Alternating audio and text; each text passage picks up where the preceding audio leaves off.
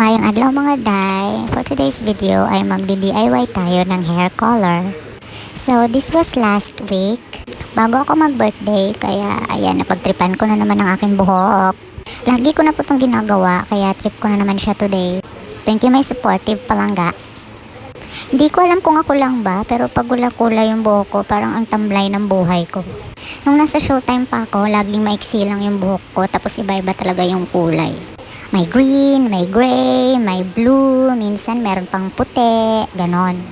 So malakas yung confidence ko. Confidence sa sarili kapag may kulay yung buhok ko, ganon siya. So mag-aantay tayo ng 30 minutes dahil yun yung nakalagay dun sa hair color. Ayan. So napansin nyo may kulay na yung buhok ko, yung sa mismong tubo lang yung nilagyan ko ng madami. So after 30 minutes, meron akong nilagay itong keratin na nabili ko lang ng 20 pesos.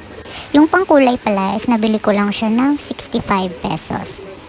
Mahilig akong mag-DIY kasi hindi naman po maganda yung hair ko, as in kinky. Di ko alam kung anong tawag doon, pero yes, ganun po yung buhok ko.